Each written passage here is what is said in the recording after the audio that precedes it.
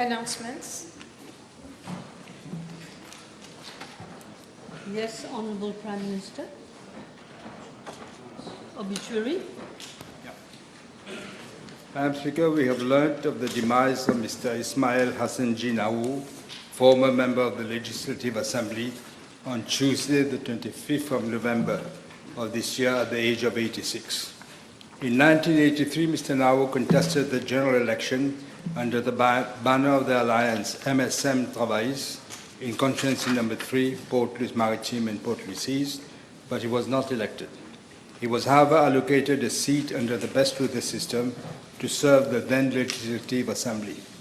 In 1984, Mr. Naou was appointed as member to serve the Select Committee on Drug Addiction. He had some problems later regarding this issue. Madam Speaker, may I kindly request you to direct the Clerk of the National Assembly to convey the condolences of the Assembly to the members of the bereaved family of late Mr. Naou. Thank you. Thank you. Honourable Leader of the Opposition. Thank you, Madam Speaker. Madam Speaker, on behalf of the Opposition, I wish to associate myself to the tribute paid by the Honourable Prime Minister to late Mr. Ismail Hassan Jinaou. And Madam Speaker, may I request you to direct the Clerk of the National Assembly to convey our deep condolences to the bereaved family. Thank you. Yes. Honourable Members, I associate myself with the tribute paid to the memory of late Ismail Hassan Jinaou, former Member of Parliament, by the Honourable Prime Minister and the Honourable Leader of the Opposition, and I direct the Clerk to convey the deep condolences of the Assembly to the bereaved family. Yes, Honourable Members, I have an announcement. Honourable Members, on the 29th of November 2024, you elected me unanimously as Speaker of the National Assembly. And last Saturday, therefore, I could mark my 1 full year in this position. Last Tuesday, I had to suspend the sitting as the aggressive behaviour of some members had reached its peak after I had already given 2 warnings that I would do so if there was no order in the chamber. I learned in the meantime that Honourable Adrien Duval accused me of being partial. He did this on Top FM radio. On his Facebook page, which I read, he said that I was trop souvent dépassé par les événements. Indeed, a journalist of Top FM asked me for declaration, which I gave him very briefly, but I invited him to listen to my announcement, which I'm giving now. I accepted this post, Honourable Members, on the clear understanding that I would be totally independent. And I invite Honourable Duval to raise his objections here about my partiality by way of a substantive motion and not just lightly. You can see Standing Order 45, 40(5). He may not like the way that I have adopted for the past year. He's free to hold his opinions. But concerning the conduct of a speaker, there are rules. Now, Honourable Member, I want to refer to the incident which made me suspend the sitting. Everything is in a Hansard. By the way, now that we have direct broadcast, a very wide audience was also witness to the situation to see how it deteriorated. Any honourable member will by now have had the same amount of time as me to read the Hansard and to understand how things happened.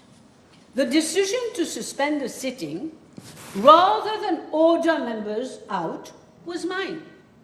I fully stand by that decision, which is based on Standing Order 77, which gives me a wide power to regulate the conduct of business in the Assembly.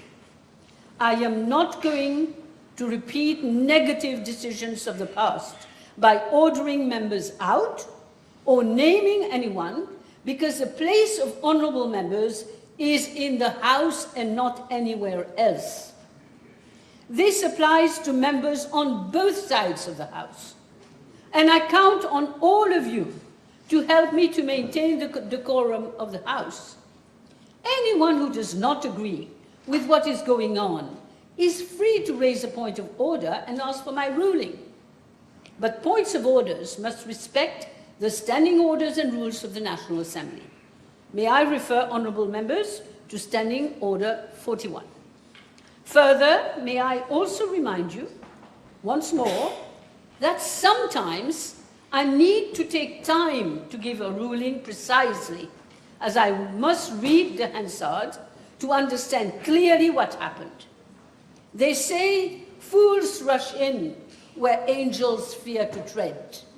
It is better to take time in order to be fair and make a proper decision, but my decision cannot be questioned. I also want to remind members that at question time we need questions and not statements from honourable members. All the preliminaries are not permitted. In fact, it is easy with the English language to ask a question by incorporating the fact on which the question is based, rather than make a long-winded introduction which will clearly call for unpleasant remarks. This applies again to both sides of the House. I will not allow long introductory remarks anymore. And if there's no need, and there is no need for members to give rulings as if everyone is a speaker in this House. Please let me do what I am here for. Now, for ministers who are replying to a question, it is not acceptable to use 20 minutes out of 30 to answer a private notice question. We will have to find a good solution on such issues. Even for PQs, ministers are invited to be precise in their answers. If not, an answer which requires a long explanation may be tabled. Then members will have to put supplementary questions, if need be, or take notice of the reply, and in due course come back with a new question, unless there is an urgency, of course.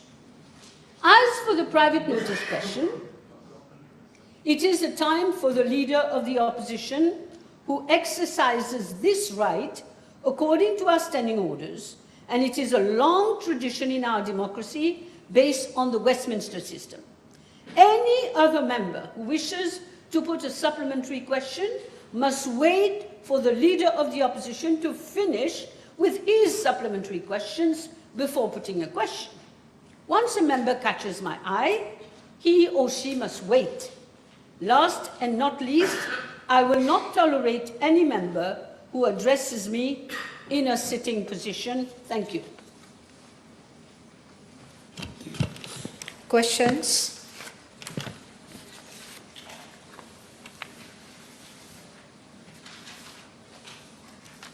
Yes, Honourable Leader of the Opposition. Thank you.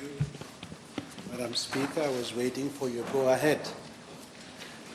Madam Speaker, I've given notice of the following private notice question addressed to Dr. the Honourable Prime Minister, Minister of Defence, Home Affairs and External Communications, Minister of Finance, Minister for Rodrigues and Outer Islands, whether in regard to the forthcoming Pay Research Bureau report, he will A, for the benefit of the House, obtain information as to where matters stand regarding the preparation thereof, indicating the expected date of publication, and B, state whether funds have been earmarked for the payment of the recommended salary increases, indicating 1, whether government will bear the costs at one go, 2, whether it will be implemented with retroactive effect, and 3, as from when payments will be effected, including arrears, if any. Thank you, Madam Speaker. Yes, Madam Speaker, with your permission, I shall reply to this question. Madam Speaker, as stated in the House before, that is since 1982, the Pay Research Bureau has conducted the general review exercise on pay and grading structures every 5 years, except for the 2016 report. The 2016 report was published after a period of 3 years only. The 2016 PRB report, however, re-established the periodicity of the general review exercise for 5 years, and consequently the last one was in 2021. I'm informed that preparation for the next report started in March 2023, according to a preset work plan. Madam Speaker, it is worth to note that apart from ministries and departments, local authorities and the Rodrigues Regional Assembly, there are some 125 parastatal bodies that fall under the purview of the Pay Research Bureau. The Bureau has to gather maximum information to facilitate interaction and exchange of views with all stakeholders. So far, the Bureau has had more than 675 meetings with staff associations and management of both parastatal bodies and the civil service. 1,710 interviews have been conducted in relation to job description questionnaires, and 17 site visits have been effected to examine alleged problem areas highlighted by stakeholders. Madam Speaker, as the House is aware, the report on the state of the economy, which was published in December 2024, clearly demonstrated the precariousness of the economic situation. The previous government left a much larger deficit that had been announced. Public sector debt had reached an unsustainable level, and all the macroeconomic fundamentals were in the red. It is in this particularly difficult context that we are presented a budget which obviously required drastic measures to redress public finances. It is against this background that the PRB report is being prepared. As regards to Part A of the question, the preparation is at an advanced stage. As regards Part B1, 2, and 3 of the question, it is difficult for me at this stage to give an indication of the implementation of the PRB report, as the cost implications of the report are still unknown. Thank you. Yes. First supplementary. Yes, Madam Speaker. Again, I see that government is not keeping another electoral promise. That is, to publish, which was to publish, because they said that before the elections, to publish the report in December and payment to be effected by January next year. Madam Speaker, there has been an erosion in the purchasing power of employees in general and in all sectors since the last budget. Will the Honourable Prime Minister reassure the House that the PRB report will redress this situation, at least in the public sector, Madam Speaker? Madam Speaker, I'm not sure what the leader of the opposition means when he says address the situation. The situation of the economic catastrophe that you've left, and how we will address the issue. Yes, purchasing power. Not in a sitting position. Yeah. Please sit down. Yeah. Please sit down, Prime Minister. You let him sit down. Now you answer. Yeah. Don't speak to me. Don't speak. Yes. My question is clear. It is with regard to the loss of purchasing power, and I refer to the civil servants of this country. Okay, Prime Will Minister. that be addressed? As I said, Mr. Speaker, so we're working on it, but we have an unprecedented situation where the deficit, he knows, the debt is much higher than anyone expected. We knew they were cooking the books and the figures, but we did not expect to see that kind of disaster that we have inherited. It is in that context that it is being prepared. Second question. The Honourable Prime Minister is making reference to the state of the economy. His Minister But for Civil Service is not Leader even of in the the country, opposition. is travelling. We Madam just Speaker. said that you will come with questions, not statements.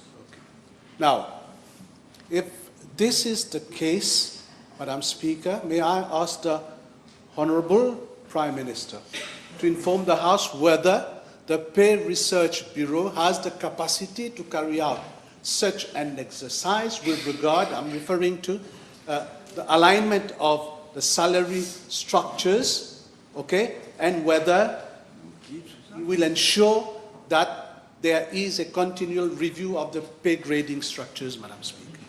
Yes, we have the capacity and this is being done. Third question, Leader of the Opposition. Madam Speaker, the government recently modified... No, question. Yeah, I'm putting, let me explain why I'm putting Put your that question.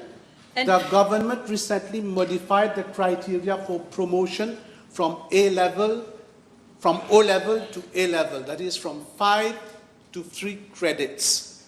Can the Honourable Prime Minister inform the House whether this measure has already been included in the recruitment exercise in the public sector? This is And PRB. may I remind the House, I put the question to the Minister for Labour and he was agreeable to what I said at that time. But we're talking of the PRB now. Got the question again? Prime Minister. It's not directly related to PRB, but yes, we are proud, in fact, that we are not leaving students who have had only 3 credits on the side of the road. We are taking them in. They are part of Mauritius and they have to be catered for.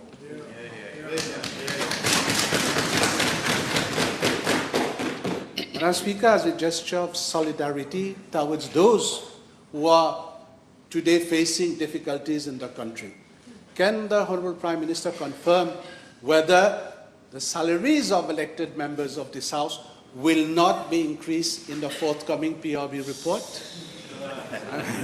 It hasn't been increased apparently since 2016.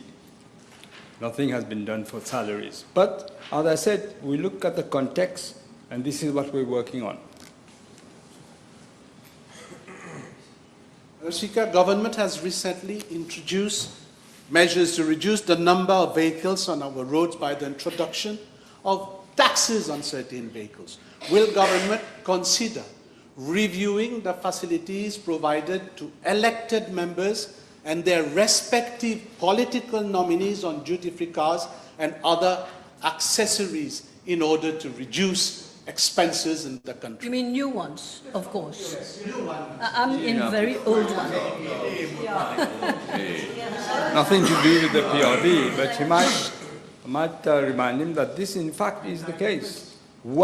Except when it is essential, otherwise no. Madam Speaker, can the Honourable Prime Minister confirm to this House whether the salary gap between the lowest earner, that is, for example, a general worker, and a permanent secretary will be reduced in the forthcoming PRB report? I'll just explain, Madam Speaker.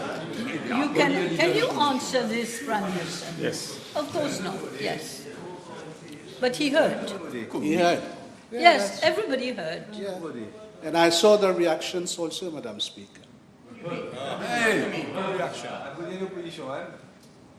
Can the Honourable Prime Minister inform the House whether the PRB report will address certain working conditions, especially for posts which do not require a constant on-site presence with a view to reducing road traffic? And can he confirm whether a study has been carried out? I'm not quite sure what he's referring to. You want people not to go on site at all. Work from home, I'm saying. So they haven't got to go and check things. They do it from home. Do I understand, Prime Minister, that if work from home is possible, you have no objection? Yeah, of course not, but there are certain things that you have to go on site to see what is happening. Yes. Yeah, but that's what I'm saying, whether a study... Don't. For this reason, I'm asking whether a study has been carried out, Madam Speaker. Has there been a study, Prime Minister? Has there been a We study? don't need a study. This is being done worldwide, in all democracies. I hope the Honourable Leader of the Opposition, I'm not saying we can do National Assembly from home. We have to be here. We have. Yeah, COVID was an exception. Honourable Leader of the Opposition, today you're speaking from a sitting position. You don't normally do that. This is an important issue, Madam Speaker. Normally you Now, respect me. Can the Honourable Prime Minister inform the House whether the forthcoming PRB report will address the lack of interest of our youth for jobs in the public sector. This has nothing to do with the PRB report, Madam Speaker. The PRB report is, as I said, from 1982 is going on, and even when you were in government.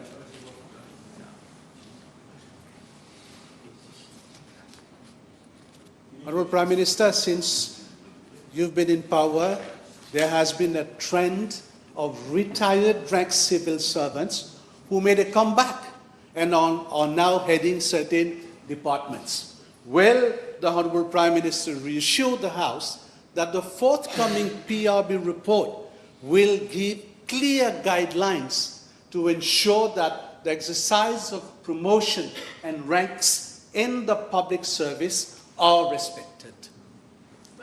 They're always respected, except we do take people on contract where we feel we need very able people because of from the last 10 years. Go and see how promotions were made in the civil service. Next question. You still have a few questions? Yeah, I've got two questions Okay. more, Madam Speaker. In the same vein, will the Honorable Prime Minister see to it that in the forthcoming PRB report, provision is made, Madam Speaker, to make it compulsory that promotion exercises are conducted at specific intervals in the public sector? Specific intervals for promotion. Normally, I don't interfere in this. This is what happens when it has to happen. Yes. Yes, one last question. Public servants, Madam Speaker, will get their salary compensation and a review of their salaries and working conditions with the PRB. And this will not be the case for their counterparts in the private sector. Will the Honorable Prime Minister at least consider to make it mandatory for remuneration orders to be reviewed at least once every 5 years, as is the case in the public sector, Madam Speaker? Madam Speaker, we don't take decisions in isolation. Let me remind the Honourable Leader of the Opposition that our sovereign rating is at the lowest grade, Moody's, Baa3. Despite fiscal consolidation measures taken in the last budget, our public debt remains substantial because of the legacy of the previous government. This is what we have to deal with. Our sovereign rating is clearly at a tipping point. Moody's is still watching. We are not beyond the possibility of a downgrade. This is what we want to prevent at all costs. This is why we took difficult decisions. We had to. We must act responsibly.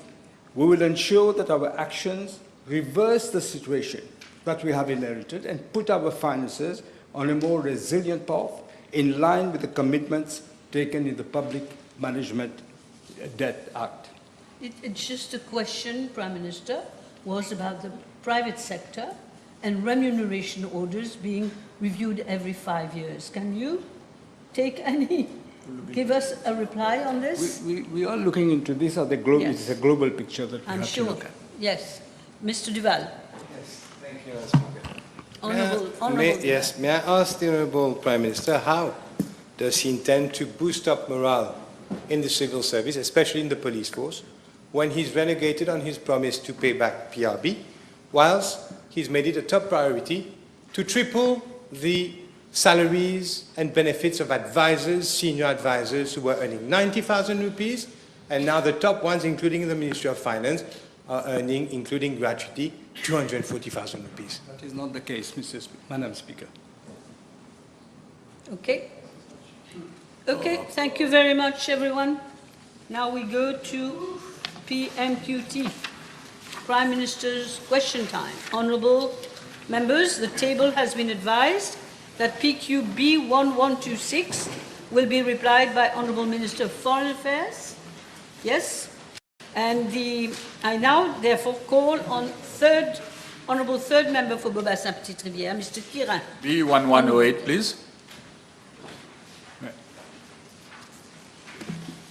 Madam Speaker, the previous MSM government did everything, and I mean everything, to undermine the horse racing industry and to weaken the MTC. All that was done on purpose to favor private shady interests, and it was in this context that COIREC was set up to fulfill their ambitions. During the election campaign, we had vowed to restore public trust in Mauritius' historic horse racing industry, which has been part of the island's culture for the last 200 years. As initiated in our government program 2025-2029, this government has successfully restored public confidence in the horse racing industry, as witnessed from the first racing day held on the 26th of July 2025 at the Champ de Mars, and also at the recent one, the Maiden Cup. Under the previous government, the horse racing industry was being driven towards its demise. That was the purpose of what they tried to do. With regard to Part A of the question, I'm informed by COIREC that the board currently comprises the following official members. Acting Chairperson, Mr. Anne Charles, who is the Financial Secretary. Directors, Mr. Bungali, Assistant Solicitor General. Mr. Mohabi, Deputy Chief Executive of the Economic Development Board. Mr. A.K. Sitaram, Director of Tourism, Ministry of Tourism. And Ms. Sharon Yongti Kao, Assistant Permanent Secretary at Prime Minister's Office. The monthly fees payable to the chairperson and directors are 42,000 rupees and 15,750 rupees, respectively. Regarding Part B of the question, I'm informed that following amendments to Section 29 of the States Land Act in the Finance Miscellaneous Provisions Act of 2022, COIREC was, as from May 2022, entrusted with the control and maintenance of the state land at Champ de Mars. Accordingly, on 1st of July 2025, a lease agreement was signed between the MTC Jockey Club and COIREC for a period of 10 years, that is up to 2034. Of course, the MTC then had to oblige because this was the plan. Under this lease agreement, the responsibility for the management, maintenance, and upgrading of racetracks falls under the responsibility of the MTC Jockey Club Limited throughout the lease period, which, as I said, I think ends in 2035.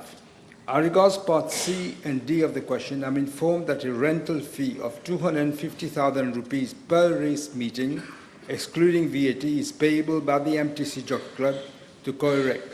Provisions have been made in the lease agreement for a yearly increase of 5% in the fee payable. MTC Jockey Club Limited has the right to commercially exploit the Champ de Mars, including the collection of rentals and any other income derived thereof, subject, of course, to the consent of the lessor. Madam Speaker, in July 2025, amendments were brought inter alia to Section 31 and 32 of the Gambling Regulatory Amendment Act, and provision was made for any statutory body or government-owned company to take control and maintenance of the Champ de Mars. Accordingly, COIREC is being wound up. All its activities and assets and liabilities and obligations are being transferred to a specific entity operating under Land Scope Mauritius with clearly defined governance structure. During this transitional period, the board is overseeing ongoing operations, ensuring compliance with all the statutory obligations and approving all matters necessary to facilitate an orderly winding down and closure of the company. Yes, all right. Honourable Third Member for Vieux-Grand-Port Respect. Thank you, Madam Speaker. PQ B1109, please. Madam Speaker, I'm informed that the old Grand Port Civil Status Office was opened in December 1984 and was operational twice weekly, on Tuesdays and Thursdays, because of the low frequency of members of the public requiring civil status services. The old Grand Port Civil Status Office was closed in July 2013. Since then, the residents of Grand Sable, Old Grand Port, Bambou-Virieux, and surrounding areas were availing of the civil status services at the Mayberg, Rosebel, Plaine-Magnan, and Bel-Air Rivière-Sèche. The Mayberg Civil Status Office is the closest alternative office easily accessible to the inhabitants of Grand Port, and is fully operational for 5 days a week. However, Madam Speaker, I'm further informed that the renovation works for the old Grand Port Civil Status Office is being done and will be completed by next month. The recruitment exercise to fill vacancies for 13 civil status officers is ongoing.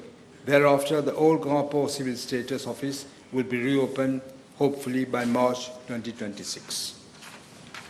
Yes, Mr. Ramdas, you're all right? Yes, the Honourable Second Member for Audley, Mr. Francois. Yes, thank you. B1110. Madam Speaker, let me first inform the House that the sub-office of the Financial Crimes Commission in Rodrigues has now moved from Camp du Roi to Rue de la Solidarité in Port-Maturin.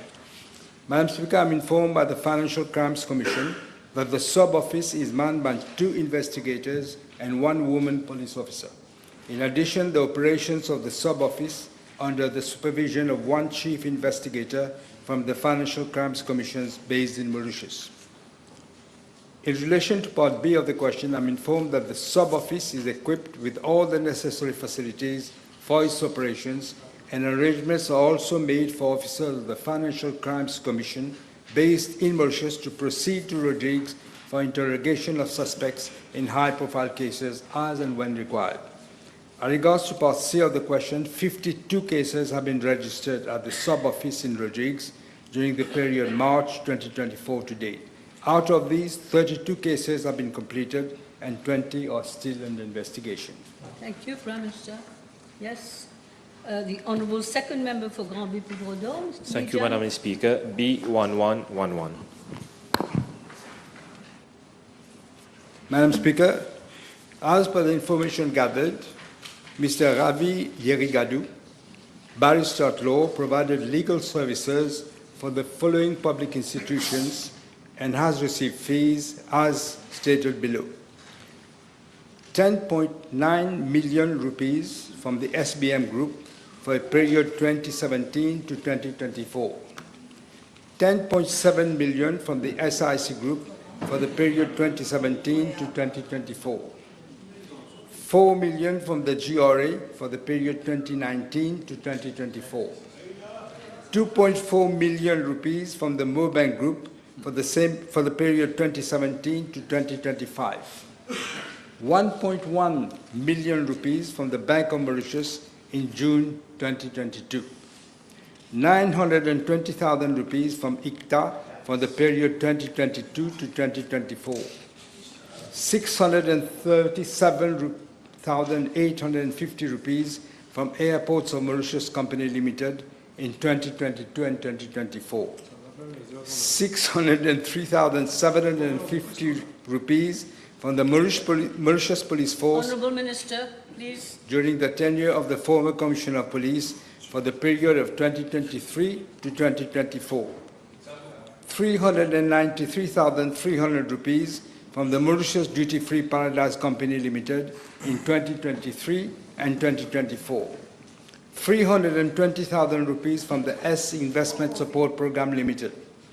204,960 rupees from the Mauritius Shipping Corporation Limited for the period of 2018 to 2019. And 39,200 rupees from the Mauritius Society of Authors during the period 2019 to 2020.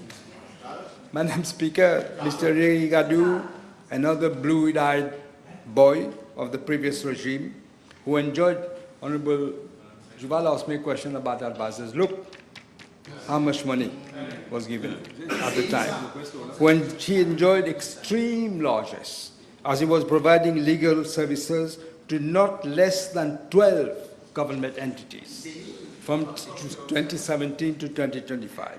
He has, during that period, received fees, Madam Speaker, totaling 32.2 million rupees from various institutions. That is the scandal. I wish you had asked the question then. In view of some disturbing facts that have emerged from the circumstances under which the services of Mr. Yerigadu has been enlisted as legal advisor and the quantum of fees paid, an inquiry will be initiated.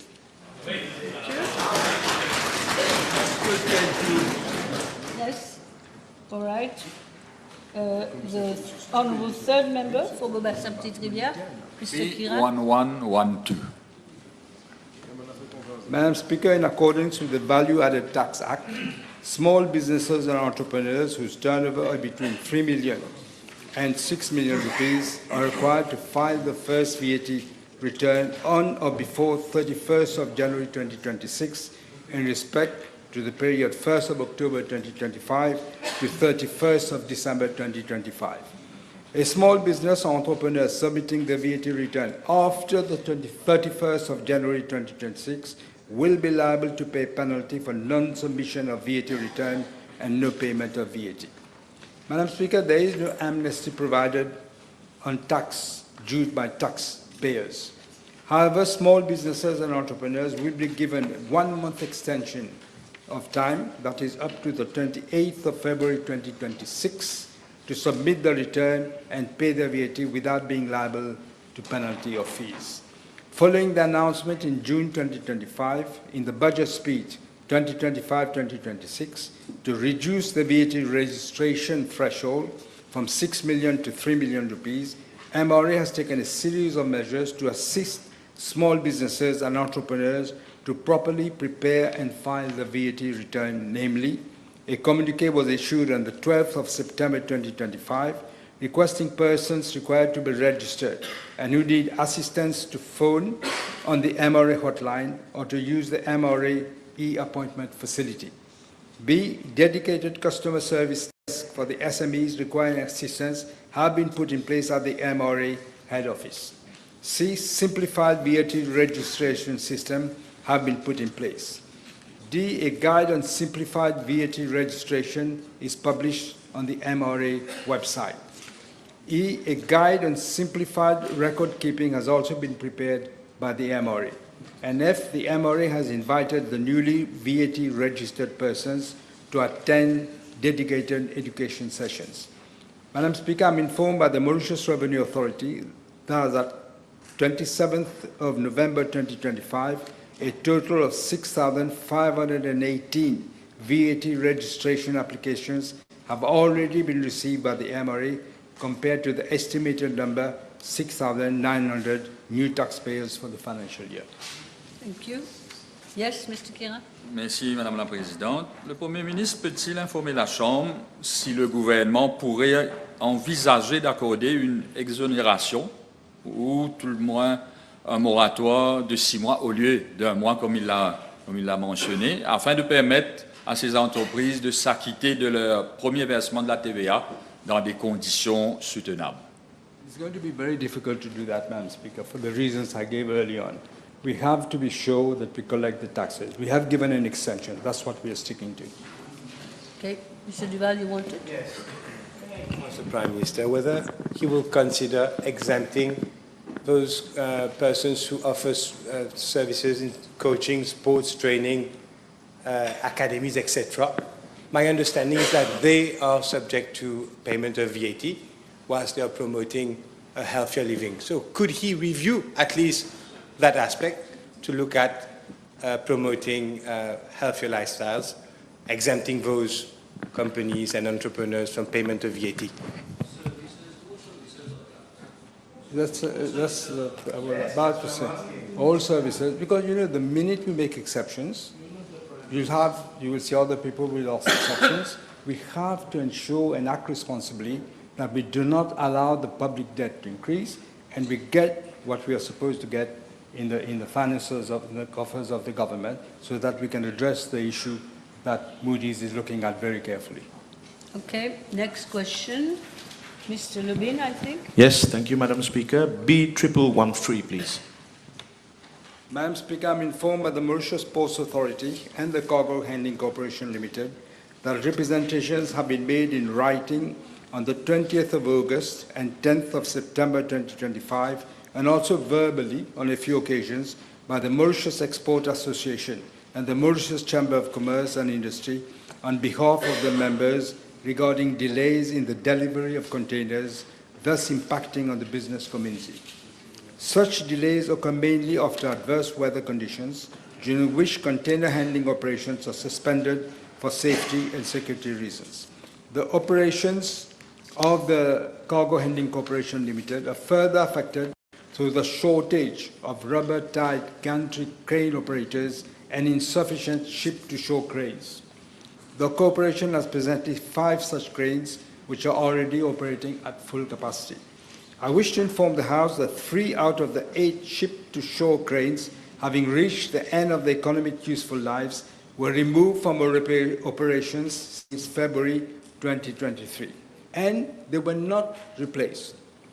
These factors slow down vessel performance and affect productivity negatively. Owing to these delays, 10 container vessels carrying a total of 4,396 import containers skipped their course at Portly Harbour for the period June to August 2025, and this has repercussions on the local market. These ships have been diverted to other regional ports, and the containers ultimately reached Port Louis with significant delays ranging from 4 to 8 weeks. To address this issue, the Mauritius Ports Authority had a meeting on the 22nd of August 2025 with the Cargo Handling Corporation Limited, the Mauritius Export Association, the Mauritius Chamber of Commerce and Industry, as well as the shipping lines, to identify and implement remedial actions. Consequently, the situation has improved, with all diverted containers reaching Port Louis, albeit with some delays, but not such long delays. Madam Speaker, to further improve its services, Cargo Handling Corporation Limited has started the training of 32 employees as rubber-tired gantry operators since last month. In addition, the Government of India is providing, free of cost, a cargo handling equipment training simulator for hands-on training. The Government of India would concurrently depute a technical expert for a period of 2 years for the training of operators. Delivery of the simulator is expected by the end of this year.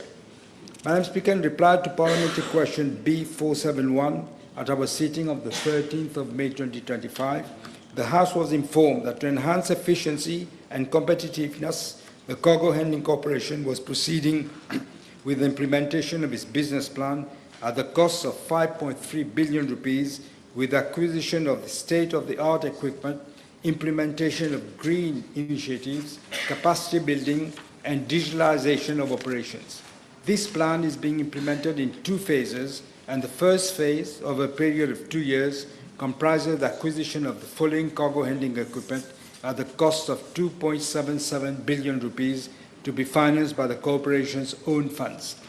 1, an acquisition of 2 superposed Panamax ship-to-shore cranes. 2, acquisition of 5 hybrid rubber-type gantry cranes.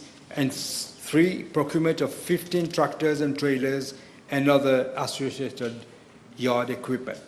Action is also being taken by the Central Procurement Board for the floating of international tenders. In regards to the second phase, I wish to inform the House that the Government of India has extended a grant for the acquisition of port equipment by the Cargo Handling Corporation to the tune of 3.3 billion rupees, which would include the procurement of 1 superposed Panamax crane, 8 rubber-tied gantry cranes, and other associated yard equipment. In this context, the Ministry of Finance is in the process of signing a memorandum with the Government of India. As I have stated in the House, Madam Speaker, a total revamping of the port and other infrastructure to support maritime economic activities is being envisaged. In this context, following my state visit to India last September, the Indian authorities have agreed in principle on the strategic side for the redevelopment and restructuring of port in Mauritius. Thank you. Yes. Yes, Dr. Amir? B114, please. Madam Speaker, with regard to Part A of the question, I am informed by the Commissioner of Police that from the 1st of January 2022 to the 28th of November 2025, 806 cases of road traffic accidents due to driving under the influence of alcohol or illegal drugs or without holding a valid driving license were reported to the police. Out of those 806 cases, 287 were fatal road accidents, out of which 25 cases concerned driving under the influence of alcohol, 8 cases involved driving under the influence of drugs, or intoxicating substances, and 8 cases concern driving without a driving license. In regards to Part B of the question, I'm informed that 110 vehicles rented as contract cars were involved in road accidents, among which 4 were illegally rented cars. Out of the 110 rented vehicles, 2 were involved in fatal road accidents while driving under the influence of alcohol, and 1 under the influence of drugs or other intoxicating substances. These figures, Madam Speaker, are a stark reminder that reckless and unlawful driving behaviors, be it under the influence of alcohol or drugs, or without a license, continue to claim lives on our roads. Government remains fully committed to reversing that trend through stronger enforcement, enhanced legislation, and smarter technology. In this regard, amendments to the Road Traffic Act is being introduced, in fact, this very evening in the Assembly. The amendments will reinforce deterrence and ensure that our legal framework keeps pace with evolving road safety challenges. Thank you. Dr. Mir? Thank you, Honourable Prime Minister. With regard to the forthcoming legislation for what we call PME Point, may I ask the Honourable Minister whether consideration will be given for those that have resulted in fatalities where there has been drink driving and illegal consumption of drugs, that the very harshest penalties be considered, such as full suspension of their license for life. Thank you. I think this is already taken care of in the road traffic. Taken care of, okay. One more, please. One more, and then your next question. Sure. Thank you, Madam Speaker.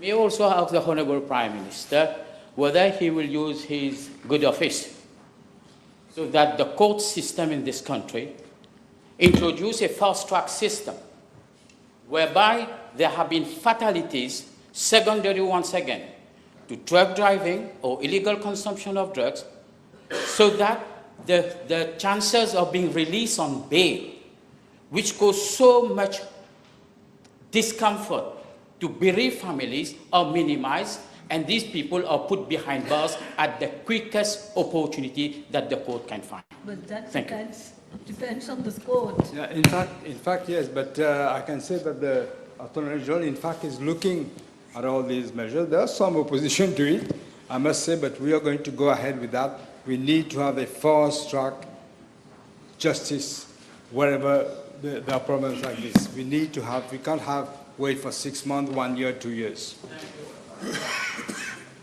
Okay, interesting. Dr. Amir, your next question. B1115, thank you. Madam Speaker, I'm informed by the Financial Crimes Commission that 88 suspects have been arrested under the provisional charges since November 2024 to date. In relation to the information regarding charges leveled against each suspect, the Financial Crimes Commission has advised that by virtue of Section 161 of the Financial Crimes Commission Act, no information relating to any investigation can be divulged. As regards Part B1 of the question, I'm informed by the Financial Crimes Commission that 8 such suspects needed medical attention and proceeded to private clinics or to public hospitals. I'm tabling the details of the 8 suspects who needed medical attention. Out of the 8 suspects, Madam Speaker, 1 obtained bail whilst under medical care. As regards Part B3 of the question, 3 suspects spent time both in police custody and in private clinics pending their release on bail. Thank you. Yes? 2 questions. Thank you, Madam Speaker. What I'm going to say, the whole House is aware. Keeping in mind that the Honourable Prime Minister himself, while he was under vile persecution, he did not at any time attempt to replace prison with luxury confinement, but faced the music and went to Mocha Detention Center. Can I ask the Honourable Prime Minister whether he will consider that a medical unit be made available either in Melrose Clinic or at the FCC, particularly with specialized care in cardiology, because most of them have cardiac issues, to avoid the tactical use of medical conditions to remain in such hospital institutions. I totally agree with the honourable member, and I can tell him, I can tell the House that this, in fact, is being considered by the Attorney General, and we're going to come with legislation addressing this issue. Yes. Thank you, Madam Speaker.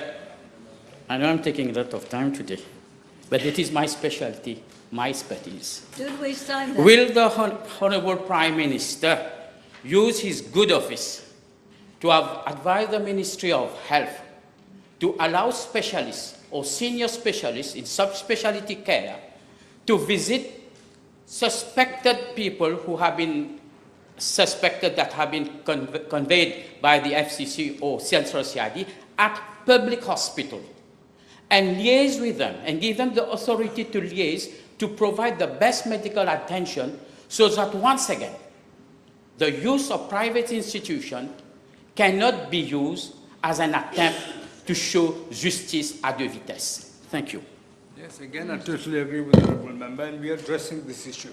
We have public hospitals. Why the hell do they have to go to private clinics and stay in comfort? No, this is going to be addressed. Thank you. I will allow Mr. Jaman last question, and I will give you your supplementary as well. Thank you, Madam. Question B1116, please. Madam Speaker, in my reply to B405 on the 6th of May 2025, I informed the House that an amount of 3.55 billion rupees was deposited by government-related entities in Silverbank Limited. This was purposely done to create a misleading enhancement of the bank's balance sheet. The decision to invest so much money in such a dubious bank with no track record was outright incompetence, bordering, I should say, on criminal offense in the exercise of the previous administration duty in safeguarding public funds. So much was invested in Silverbank Limited, despite the then government themselves issuing a circular requesting government-related entities to invest the surplus cash balances into the treasury certificates, which are much safer. They issued the circular, and yet this is what they did with Silverbank. Stealing public money, that's what they were doing. As of date, more than 900 million rupees are still due to these government-related entities. I'm informed that the Bank of Mauritius, by virtue of Section 65 of the Banking Act of 2004, appointed Mr. Arvind Singh Gokul as conservator of Silverbank Limited on the 13th of February 2024.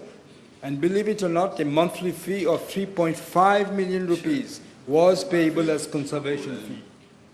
Since Mr. Gokul was Director of Advisory Services at Grant Thornton Advisory Services, the monthly fee was payable to the company. As from the 16th of November 2024, the Bank of Mauritius negotiated the fee, and it was revised downward to 2.5 million rupees per month.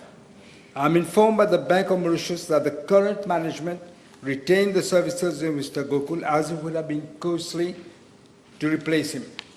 However, the new management decided that even 2.5 million rupees was too high and reduced it to 1.5 million rupees as from the 18th of December 2024. Due to the substantial delay in finalizing the proposed sale of the Silverbank Limited, the new management of the Bank of Mauritius further reduced the fee to 300,000 rupees per month with effect as from the 1st of February 2025. With regard to Part A1 of the question, I'm informed that the Bank of Mauritius has, for the period from 13th of February 2024 to March 2025, has paid a sum of 39.7 million rupees to Grant Thornton Advisory Services, who is the employer of Mr. Arvind Singh Gokul.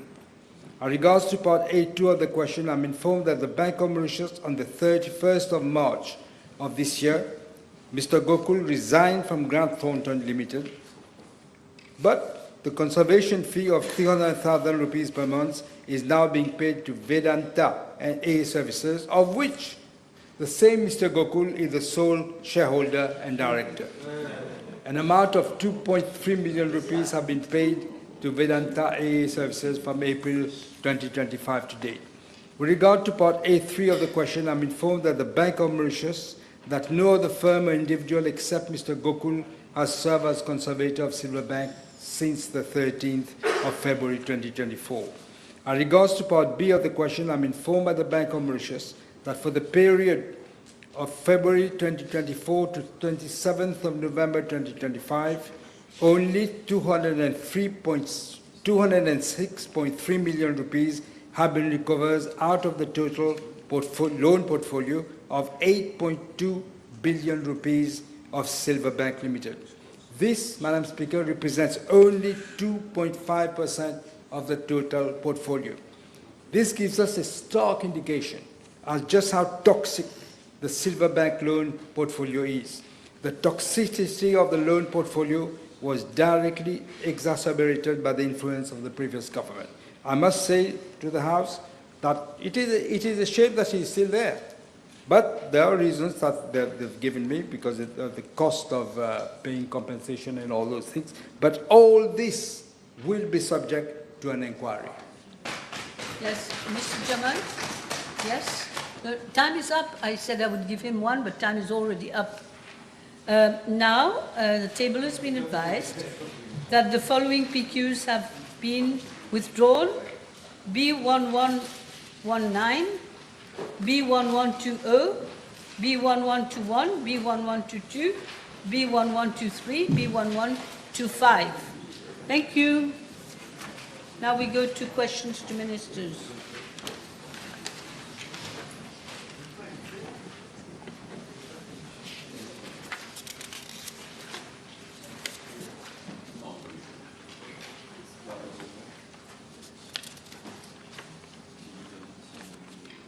Mr. Kazel? Yes. Yes. Thank you, Madam Speaker. PQB 1128, please. Madam Speaker, I would like to thank the Honourable Member for this question. The MOPAS application is a single sign-on platform which creates the bridge between the physical world and the virtual world. So it helps the government identify citizens using services which are deployed on the internet, deployed by the government. It's a very critical application, and hence I understand the question.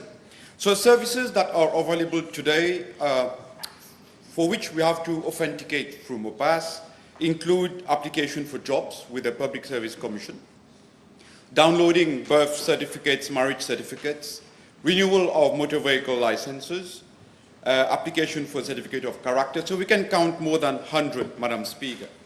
As regards to part one of the question, the MOPAS application has, as at 1st December 2025, 427,467 users or Mauritians registered on that system. As the House is aware, on 26th of 2025, we actually published the blueprint, and the blueprint takes into consideration the usage of MOPAS and the promotion of that usage. My ministry has therefore embarked on a massive onboarding process to increase the number of MOPAS users. During the period of July to August 2025, 8 awareness sessions were conducted at different malls across the island, mainly during weekends, to educate citizens on MOPAS platform and to help them create their MOPAS accounts. The post office as well is also engaged in that activity. So we are also using the social welfare centers, and we touched around 1,866 citizens with that. And these efforts yielded 12,934 new registrations of citizens on MOPAS platform. So, Madam Speaker, the initiative that have been undertaken by my ministry to reach maximum number of users has been ongoing. And to reach further citizens, a team from my ministry trained around 209 officers at 8 community centers and 25 officers working in the social welfare centers on the creation of MOPAS accounts. Similar activities will now be undertaken with the Citizens Advice Bureaus. And with respect to part B, of the question, Madam Speaker, I wish to inform the House that as per paragraph 6 of the National Identity Card Regulations 2024, an applicant for a new identity card may opt for the creation of a MOPAS account and the installation of digital certificates on his or her identity card. Since the implementation of the new identity card in February 2024, 146,771 citizens have opted for a MOPAS account while applying for a new identity card. Thank you, Madam Speaker. Thank you. Yes. All right.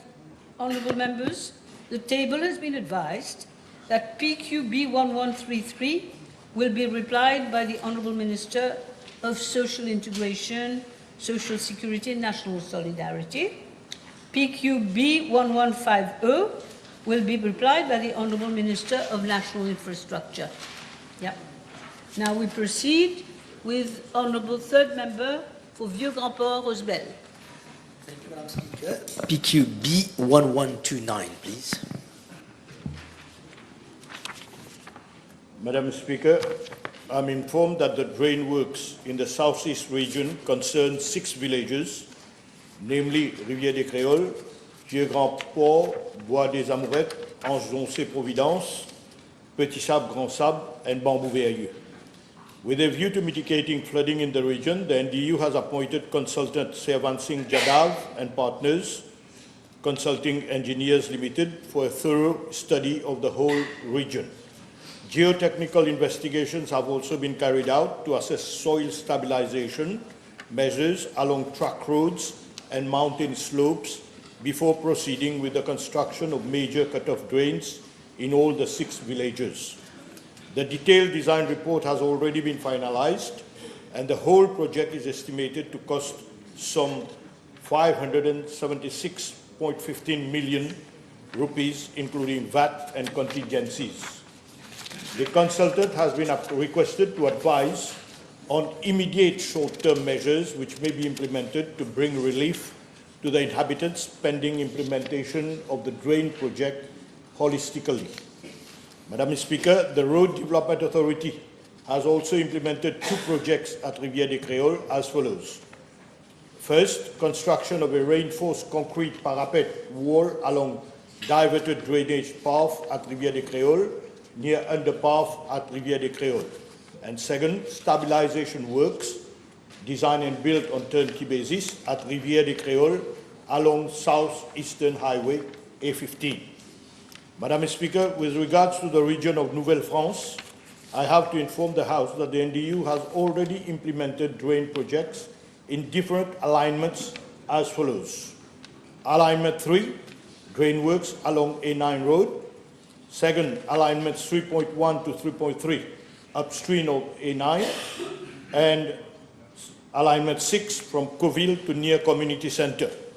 Third, construction of retention basin Poncy in the region of Kanpur, Nouvelle-France, and desilting of river Lachaux, 1 kilometer stretch, and other flood mitigating projects undertaken by the RDA include redesign of Nouvelle-France roundabout on motorway M1, drain works along A10 road at Nouvelle-France at the level of Nouvelle-France police station to roundabout on motorway M1, and alignment 6.1, drain works along A10.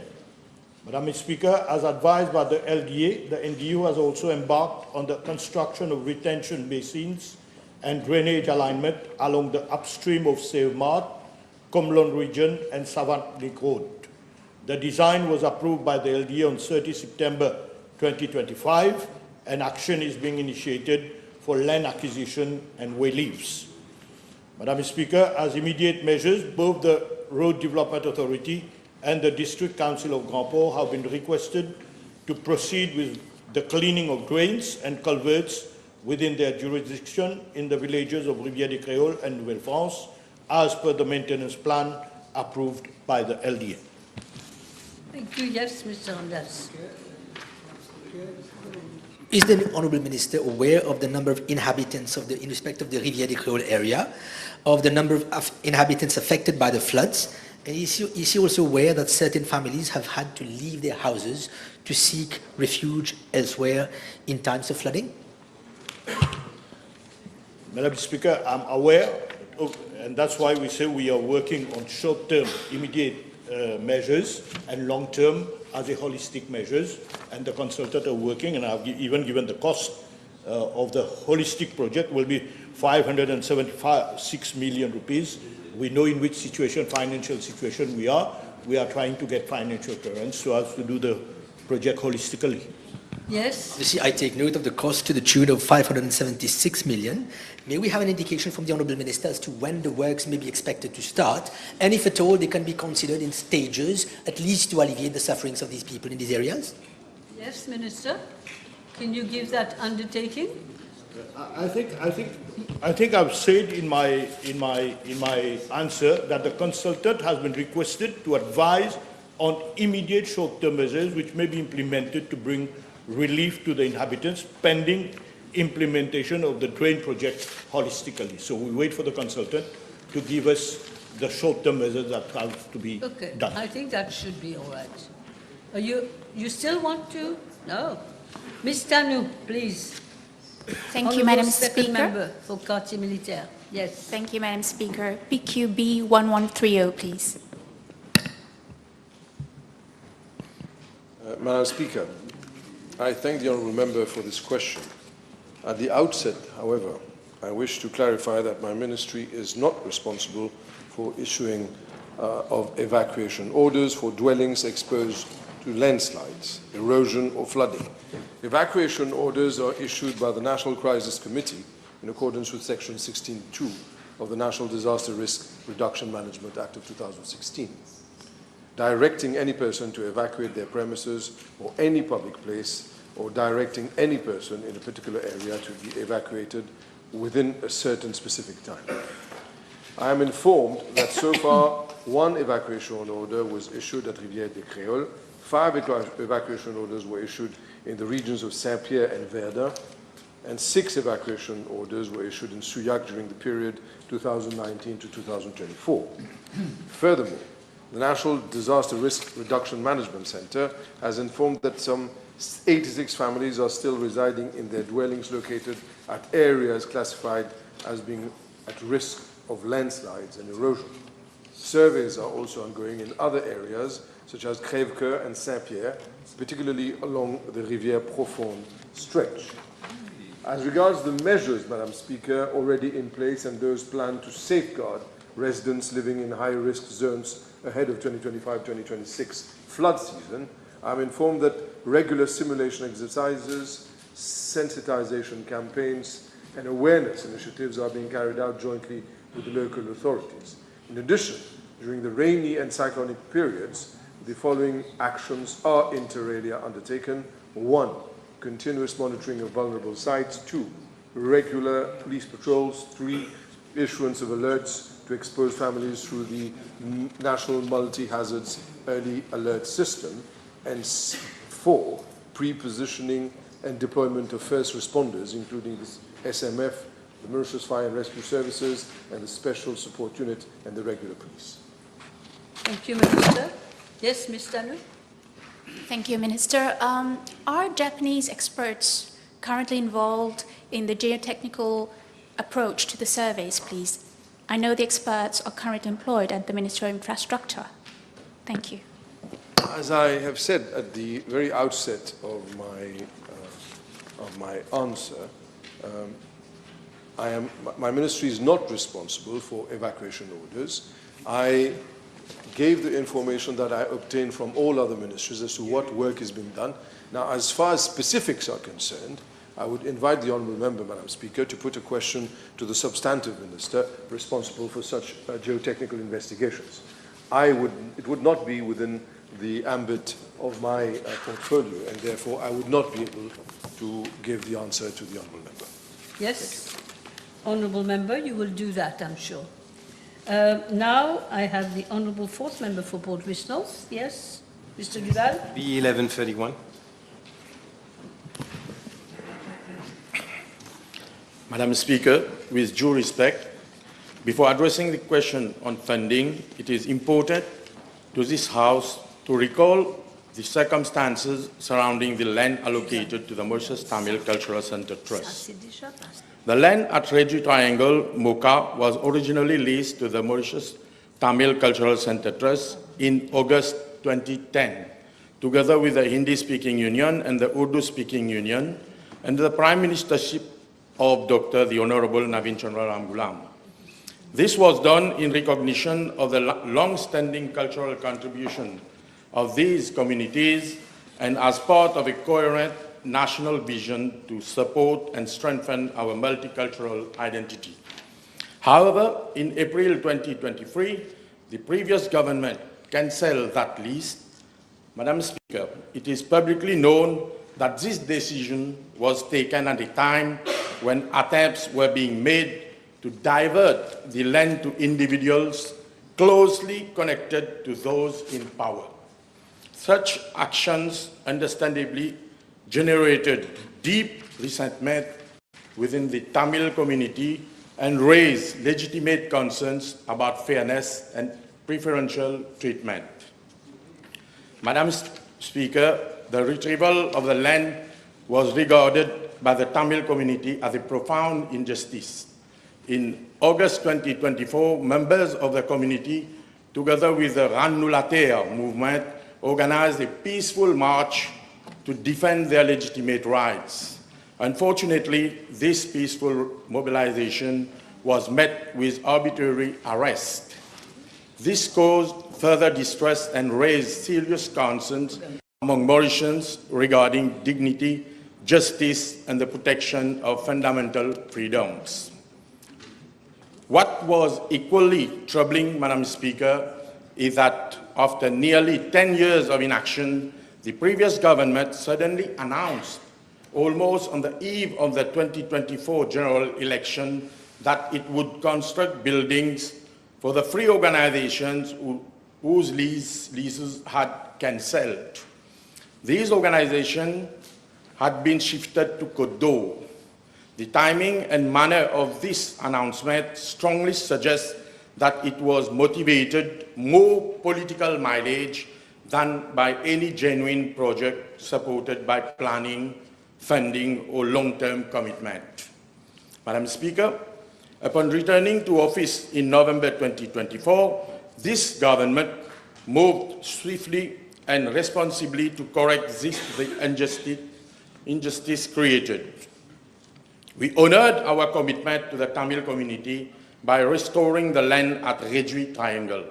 A new lease agreement was signed on 20th May 2025, restating the Mauritius Tamil Cultural Center Trust legitimate rights and rectifying the unfairness that had been inflicted. Turning now to the specific question of funding raised by the honourable member, I wish to state clearly that l'Alliance du Changement never pledged to provide financial support for the construction of a cultural center building for the Mauritius Tamil Cultural Center Trust.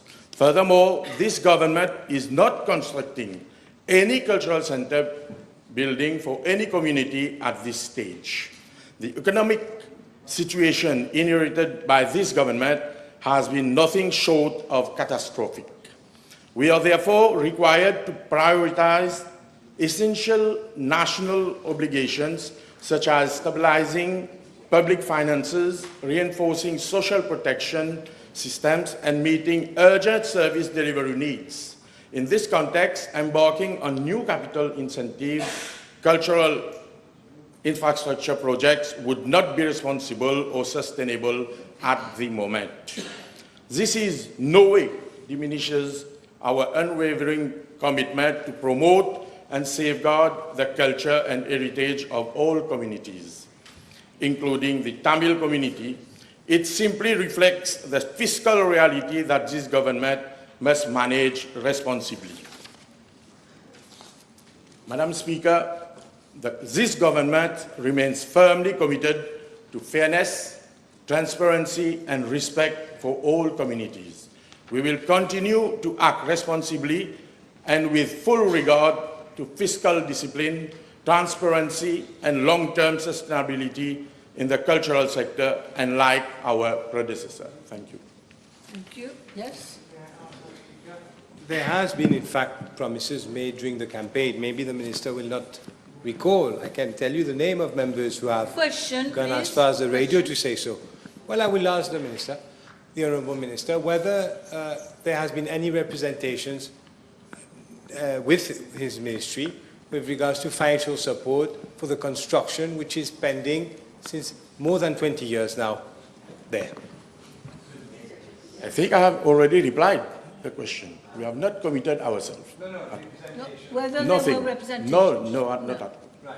Okay. May I have a second question? Yes? Then may I ask whether he is prepared to receive representations from the MTCC with regards to construction, given that the promise has been made and I maintain, and that therefore the subject matter ought to be discussed with them. Minister said that there was no promise. You are asking him if he will meet representatives. Maybe you can meet representatives, Minister. Yes? But maybe the Minister can meet representatives. Not necessarily for what he says.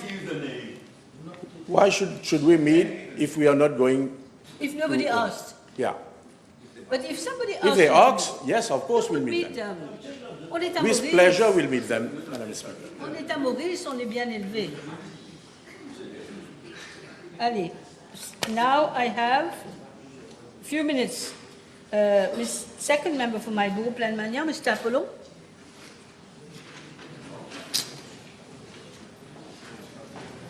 Celui-là a été. Okay. This question has been withdrawn. J'ai beaucoup de mal à suivre. Hein. This question has been withdrawn. On m'envoie des tas de petits papiers. Il va falloir trouver un meilleur système. Hein. Okay. So if the question has been withdrawn, I propose that we break for lunch.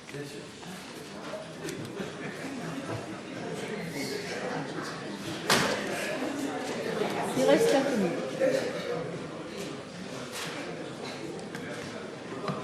Now you can come. Maintenant.